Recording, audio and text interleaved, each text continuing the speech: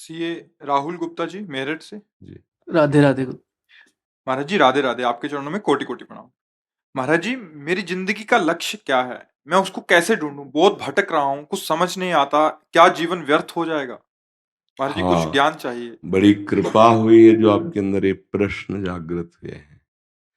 हम जीवन मुक्त होने के लिए आए हैं। हर योनियों में हमने वही सब भोग भोगे जो हमारे अंदर चाहत है। बताने की जरूरत नहीं, सबके हृदय में है।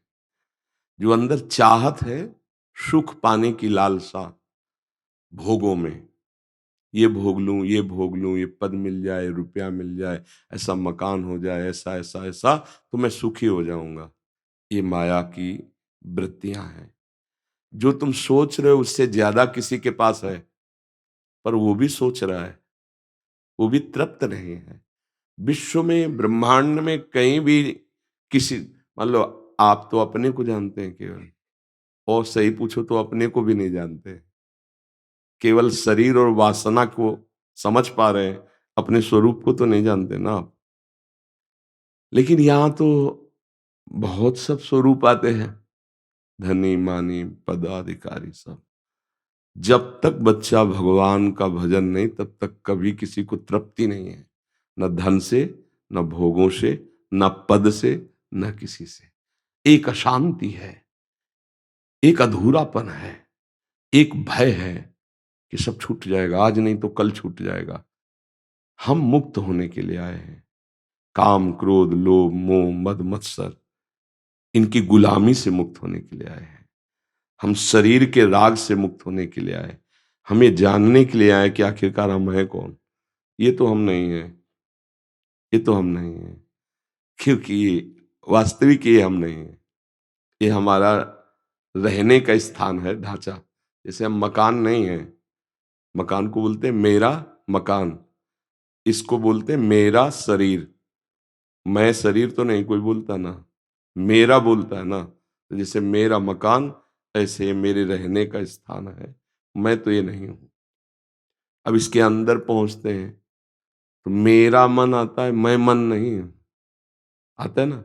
आज मेरा मन उदास है, आज मेरी बुद्धि काम नहीं कर रही है, आज बड़ा चित्त अशांत है। मतलब वो भी मैं नहीं निकला, वो भी मेरा के अंतर्गत आया।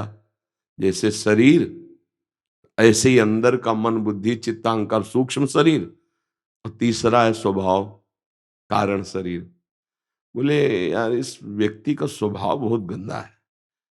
तो कहता है देखो मेरा स्वभाव ऐसा ही है। वो भी मेरा बोला, मैं नहीं बोला। मैं स्वभाव नहीं बोला, मेरा स्वभाव बोला। तो तीनों शरीर, स्थूल सूक्ष्म कारण, ये मैं नहीं। तो मैं हूं कौन? पर यही जानने के लिए आए हो, भगवत प्राप्ति के लिए आए हो। अब सब शीशा में हमारे रूप को दिखाने की सामर्थ्य है, पर उसमें गंदगी, मल चल गया है। अब उसको साफ करना पड़ेगा। मन जब निर्मल हो जाता है, बुद्धि जब निर्मल हो जाती है, तो इसी से हम भगवत साक्षात्कार कर लेते हैं। अभी मलिन मन है, तो शीशा तो है पर गंदा है, तो प्रतिबिंब नहीं दिखाई देगा।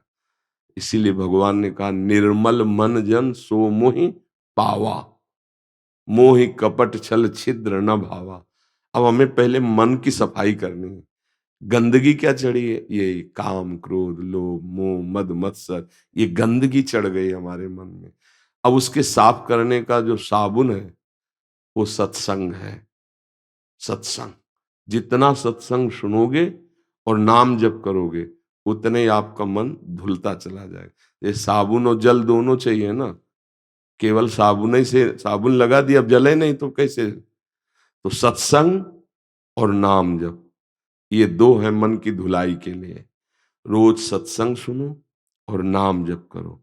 तो सत्संग तुम्हें अच्छे आचरण बताता है, बुरे आचरणों का त्याग बताता है। तो बुरे आचरण त्याग दो, अच्छे आचरण करो, नाम जप करो। तो जैसे जैसे हृदय निर्मल होगा, वैसे वैसे आप अपने को जानने लगेंगे, अपने प्रभु को जानने लगेंगे। नाम जप करो। यहां भगवत प्राप्ति के लिए आए हो। साधन धाम मोक्ष कर द्वारा, पाए न जे परलोक सम्हारा। सो परत्र दुख पावई, सिर धुनि धुनि पछताए, कालहि कर्मई ईश्वरई मिथ्या दोष लगाए। रोज हमारी आयु नष्ट होती चली जा रही। 40 वर्ष 50 वर्ष व्यतीत हो, 50 वर्ष नहीं, अपने लोग देखो, कोई 45 का, कोई 50 का, कोई 25 का, कोई 30, इतने वर्ष व्यतीत हो गए, हाथ कुछ लगा नहीं। शुरुआत जहां से हुई थी वही अब भी है। ये भोग लूं, ये देख लूं, ये खा लूं, ये सूंघ लूं, ये वही कब तक ये चलता रहेगा? फिर मर जाएंगे, फिर किसी नई योनि में जाएंगे, फिर यही करेंगे, फिर मर जाएंगे। ये कब तक चलता रहेगा? ये रोकने आए हैं हम, इस क्रम को रोकने आए हैं, जन्म मरण के चक्र को रोकने आए। पुनरपि जननम पुनरपि मरणम पुनरपि जननी जठरे शयनम, इसको रोकने आए हैं। कैसे रुकेगा? सत्संग और नाम जप। साधन को हरि भजन है, कै सत्संग सहाय। सत्संग तुम्हारा साथी सहयोगी होगा और तुम्हें पार करेगा नाम। अब नाम जप नहीं है तो फिर पार नहीं हो सकते। तो सत्संग भी मिल रहा है भगवत कृपा से, मिल रहा है ना, तभी तो आए हो आप। तो अब नाम जप करो और सत्संग सुनो और अंदर ही अंदर प्रभु से प्रार्थना करो कि प्रभु मुझे ये ज्ञान दे दो, मैं ये जानना चाहता हूं कि मैं कौन हूं, आप कहां हो मेरे हृदय में, ये मैं पाना चाहता हूं। यही है दशांगुलम, शास्त्र शीर्षा पुरुषा सहस्राक्षा सहस्त्रपात सभूमि ग्वं सर्व तस् प्रत्वात्यतिष्ठत दशांगुलम। देखो यहां से नापो, 4 4 8 और 2, ये दशांगुलम, नाभि से हृदय, इसे कहते हैं हृदय। यहां भगवान का वास है। वो ऑपरेशन करके देख लो, बिल्कुल नहीं दिखाई देंगे।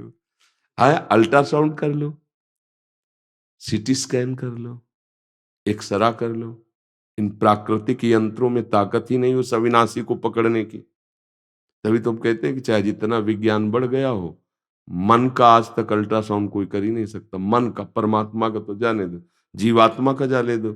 मन है ना सबके, दिखावे कि देखो ये मन चल रहा है, कहीं नहीं।